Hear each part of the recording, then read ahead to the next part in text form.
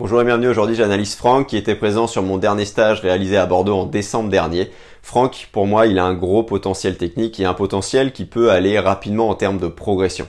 Donc je te livre tout de suite son analyse vidéo avec ces 3 points techniques, 3 points qui, j'en suis sûr, franchement j'en suis intimement persuadé, vont le faire progresser rapidement et vont le faire descendre ses chronos avec facilité dans les semaines à venir. Ok, salut Franck, écoute, t'as un bon alignement. T'as un bon auto-agrandissement de la tête aux pieds, ça c'est vraiment nickel. Donc là-dessus bravo, d'accord, parce que je vois pas souvent quelque chose là-dessus d'aussi propre.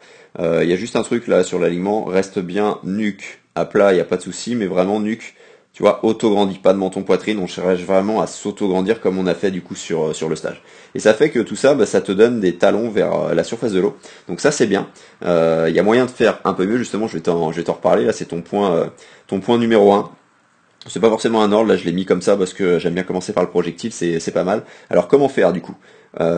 Première chose, ça va être, là je reviens au niveau de l'entrée des bras. Regarde ce qui se passe. Là, comme on l'a vu au stage, t'as le bras qui est tendu. Ce qui est bien, c'est que tu contrôles du coup ton mouvement de bras quand il rentre dans l'eau, ça c'est super. T'as le bras qui est tendu, mais il rentre le coude d'abord. Et l'idée c'est vraiment de rentrer les doigts d'abord, donc ou en avant de la tête, d'accord, et donc pas ici parce que sinon t'as le coude qui rentre forcément. Donc c'est entre ces deux lignes jaunes.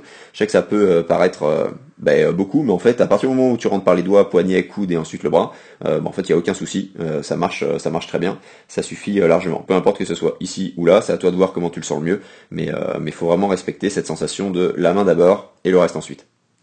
Parce que le fait de rentrer le bras ici et de le garder un peu plus longtemps au-dessus de l'eau, ça fait forcément couler quelque chose d'autre. Et donc là, forcément, les pieds, ou alors tu utilises plus ton battement pour le maintenir en surface, et ça te dépense plus d'énergie.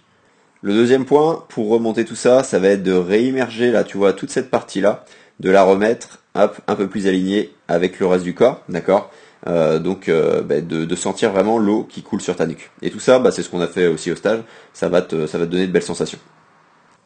Deuxième point, ça va être de chercher à avoir plus de roulis vers l'avant, d'accord? D'aller vraiment chercher ta position sur la tranche, parce que là, tu engages un peu, mais tu vois, clairement, là, un peu plus de ce côté-là, un peu moins, bon là tu respires, donc forcément là ça va moins se voir. Hop, mais si je reviens, je vais y arriver, si je reviens ici, tu vois, là t'es là, et ce qu'a fait, ça après, ça s'écarte sur le côté. L'idée c'est vraiment d'engager le bras, d'engager bien le bras, d'accord, loin devant, jusqu'à la main, jusqu'à ce que ton épaule elle vienne toucher ton visage avec la paume magique aussi. Et là, tu vas voir que tu vas aussi sentir que tu t'agrandis, quoi. Faut se servir vraiment de ces bras en termes d'amplitude, parce que c'est ça qui va te faire nager plus vite et avec plus de glisse. Et tant que j'y suis, ce qui va t'aider vraiment à avoir plus de sensations sur tes appuis et aussi à aller chercher plus loin, tu vois, à être plus décontracté, ça va vraiment de relâcher tes doigts là, tu vois, on te sent contracté au niveau de l'avant-bras, de la main, des doigts. Donc relâche tout ça, ça va t'aider aussi pour les retours aériens, être plus facile, ça va te faire dépenser moins d'énergie et derrière ça va t'aider à prendre encore plus d'eau. Parce que des doigts un peu plus écartés tout simplement, tu prends plus d'eau. Voilà, je peux pas te dire pourquoi, je sais que j'ai vu ça dans pas mal d'études et ainsi de suite, et au niveau ressenti, de toute façon, tous les nageurs te le diront. Je repars d'ici, ça, c'est très bien placé, donc là-dessus, là, c'est ça l'idée, c'est vraiment de retrouver cette sensation-là, en fait, dans la nage, d'accord, en termes d'alignement, d'autograndissement et ainsi de suite. Donc là-dessus, nickel. Dernier point, il va être au niveau de la rythmique. Donc, je te disais, les appuis, ils sont, donc je ne sais pas si je te l'ai dit d'ailleurs, les appuis en tout cas, regarde, là tu catches.